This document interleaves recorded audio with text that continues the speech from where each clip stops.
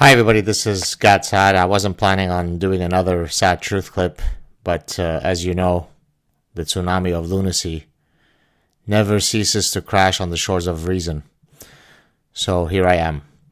Earlier today I received an email from someone imploring me to weigh in regarding the case of a young scholar at Cambridge University. His name is Noah Carl, I believe. Let me make sure. Yeah, that's it. Who apparently has been caught up in yet another mob outrage where I think 300 plus professors have signed a petition arguing that it is crazy that Cambridge University is offering him a position when he engages in, racist pseudoscience. Now, I haven't read this gentleman's work. I don't know his work, so I can't comment whether there are any methodological, theoretical, conceptual, paradigmatic flaws in his work. But in looking at his Google Scholar profile, he does seem to tackle some controversial topics, about Brexit. I think he even has one article, but I couldn't access it, that looks at Islamic terrorism from 2001 to I think 2017. He looks at various issues dealing with intelligence. Now, of course, you should never, ever, ever do research on intelligence unless it is to demonstrate that women are profoundly more intelligent than men, in which case it's good science. Any other conclusions when it comes to intelligence research is by definition Nazi science, and you should be decapitated while we eat hot dogs and spit on your headless body. So I begin this SAAD Truth clip by saying that I'm not familiar with his work, but what I am familiar with is how prophetic my words always are. You might remember that when I was on Sam Harris's show, he asked me whether there were any research in my scientific work that I would not touch, forbidden knowledge, as I called it, as has been called by others. And I said, absolutely not. As long as you pursue the scientific method honestly, truthfully, and in an unbiased manner, then nothing is off the table. This is what a deontological view on truth is. A consequentialist view on truth would say, well, it depends what the consequences of that which you uncover are. If the consequences might lead to bad things, then you should not do that research. Based on that logic, don't do research in nuclear physics or atomic physics because, nuclear bomb.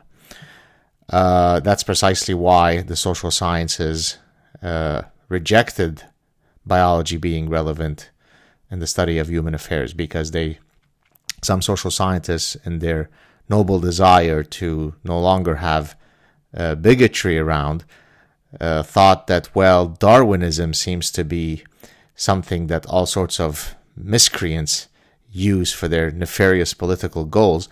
Well, let's put our heads in the sand and pretend that humans are not biological beings, and therefore we can build 100 years of theoretical and empirical edifices that are fully removed from reality, but at least, we're not racists. So there is no forbidden knowledge.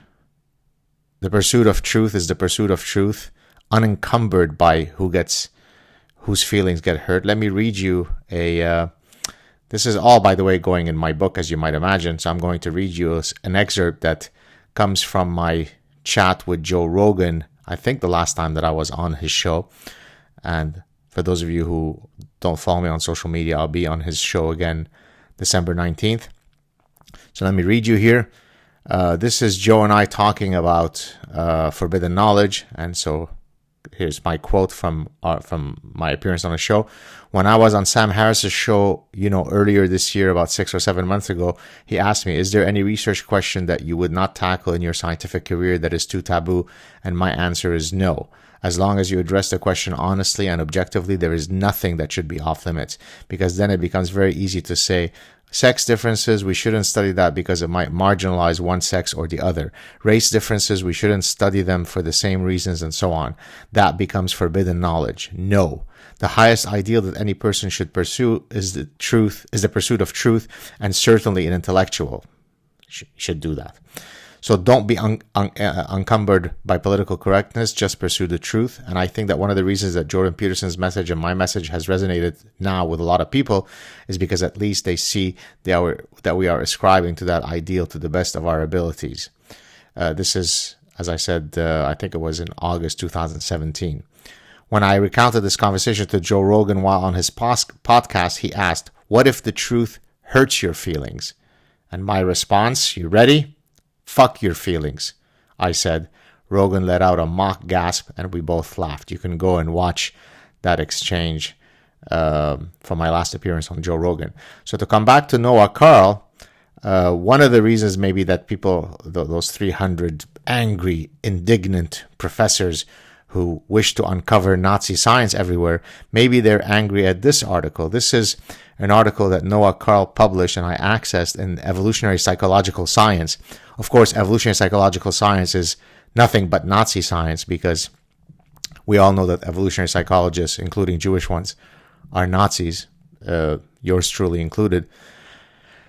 So this is Noah Carl, published article in 2018, How Stifling Debate About Race, Genes, and IQ Can Do Harm.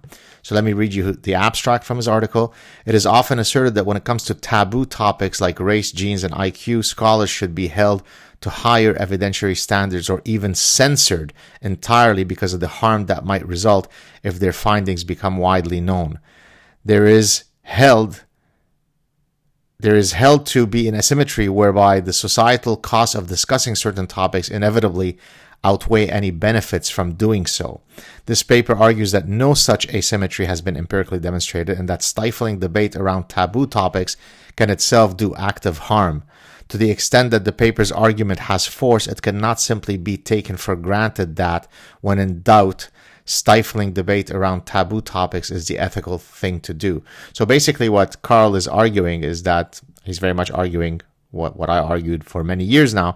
There is no such thing as forbidden knowledge if you are pursuing knowledge truthfully and you're adhering to the scientific method, because then it becomes a very slippery slope to decide what is hurtful and what is forbidden knowledge. Incidentally, I've had personal experience with dealing with the former king of forbidden knowledge. Many of you might have heard me mention the story. I might mention it again next week when I appear on Rogan and on Rubin. Philip Rushton is arguably, the most controversial psychologist over the past 25 years or so. He was someone who spent his career doing research on race differences in intelligence. He's now passed away a few years ago. Well, in 1996, at the International Congress of Psychology, both he and I were speaking in the same session. Nothing to do with each other's research, but we were both speaking, I think it was a cognitive psychology session. And I hadn't checked who were the people who were speaking at the same session as me. And I had noticed that the room was packed, probably 1,500 people. And there was a lot of electricity in the air. And to my horror at that point, I was a young assistant professor. It turns out that Philip Rushton, the so-called, controversial racist psychologist, was presenting before me his work on race differences, racial differences in intelligence. As you might imagine, 99% of the people in that room wanted to lynch him. And all I could keep thinking as he was presenting is, oh my God, I'm going to have to go up next. I'm going to be lynched by proxy, even though my work had absolutely nothing to do with race differences. I was going to talk about some work from my doctoral dissertation, wherein I looked at how people adjust their information search strategies as a function of time pressure. So very vanilla, very rigorous research, but very, nothing controversial. And to my incredible relief, if there were 1,500 people in the room, as soon as Rushton finished his talk, about 1,425 left the room to pursue him.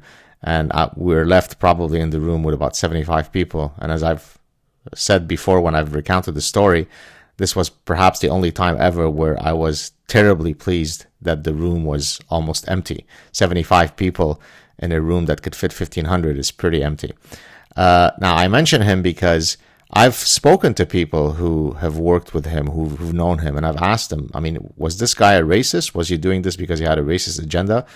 And the jury, frankly, is out. Some people have said, no, this guy was just a purist and he thought that this was a topic worthy of exploration, and so he studied it. So I don't know whether he was a racist or not, but if you are a true academic, then nothing should stop you from asking questions. That which you think is racist, someone else doesn't think is racist at all. That which you think is offensive, someone else doesn't think is offensive at all. That which you think has no practical applications in terms of research, we find out hundreds of years later that it has great practical value.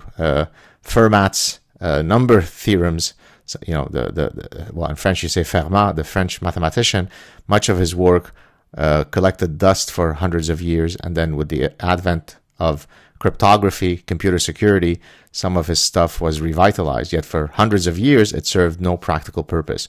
So the only epistemological metric for deciding whether research should be conducted or not, if you are a sane person, a truly liberal person, a true intellectual, is whether that research is conducted with the full weight of the scientific method. If you do that in an unbiased manner, then that's all you need to do. Whether someone thinks it's offensive or not is completely immaterial. So in this case, Noah Carl, this young scholar, undoubtedly, probably by saying, hey, I support people's right to do research on race differences and IQ, he angered the wrong crowd. He probably doesn't have enough clout to fight back, and therefore a petition is put out that tries to drown him in a tsunami of faux outrage. This is wrong. If you think that he is a racist, show us where he is a racist. I'm happy to look at that information. If you think that his stuff is deeply methodologically flawed, show us exactly where. If you think his data analyses are wrong, show us where that is. Again, I've been an academic for 25 years as a professor. Actually, this is my 25th year. And so it's not as though I'm incapable of sitting and weighing the scientific evidence in favor or against a particular viewpoint. So rather than putting together mass petitions every time an academic says or does something that you disagree with, academics should be above that. Academics should be able to allow the tools of science to decide whether Noah Carl is a Nazi or not. It is grotesque what is happening in the world. And again, I have no idea who Noah Carl was until this came across my desk today. I think I might have vaguely heard about it yesterday. But it's precisely because I received an email today from someone imploring me to weigh in. One of the nice and tragic things about the position that I'm in today is that every single injustice that you could think of, I'm probably the first person to hear about it, because I've become the central repository of all of these cases, because people know that I care enough to weigh in. I stand to gain nothing from all of the people that I publicly defend. As a matter of fact, I stand to lose tremendously by taking the positions that I do. And no, don't think that tenure protects you. Tenure is not a cloak that protects you against mortality and against every imaginable ill that you could think of. There are many, many consequences that can befall those who have tenure, as Rick Mehta of Acadia University found out, as the Weinstein couple, or Weinstein couple, I can't remember which is the right pronunciation, found out at Evergreen State College. There are many other such examples. But I do it because I'm indignant. I'm outraged at seeing what is happening in the world. I come from the Middle East, where you better be careful what you say, what you wear, how you publicly identify yourself, how you criticize the government, which religion you criticize or not, whether you pray too loudly or not, how you dress as a woman. I come from that world. And then I come to Canada, where I'm amazed that there are such freedoms. And I'm astonished to see the extent to which academics wish to turn us into that which many of us escaped so many years ago. It's grotesque, it's diabolical, it's evil. And if you're watching this, you should certainly do your part in supporting guys like me, who put their everything on the line to fight on behalf of truly free societies. I wish you all a good weekend. I hope that there won't be yet another case between now and this weekend that will compel me to open up this camera again and have to weigh in on yet another topic. I need to get my grades in for my classes and prepare for my trip to Southern California, work on my ongoing forthcoming book, finish off a couple of invited papers, and yet every 2 seconds I need to stop everything to weigh in and to come to the defense of some beleaguered colleague, in this case a young guy who, based on what I'm seeing, is hardly a Nazi, but has already been labeled as worse than Himmler. It's wrong, it's immoral, and it should stop. And I'm very happy to see that at least a few of my high-profile colleagues, including Jonathan Haidt and Peter Singer, both of whom have been on my show, weighed in a Quillette magazine on the case, of course, against what is happening to Noah Karl. So, hat tip to you, gentlemen, and I hope that more academics, but I won't hold my breath, will come to his defense. Have a good weekend, everybody. Cheers.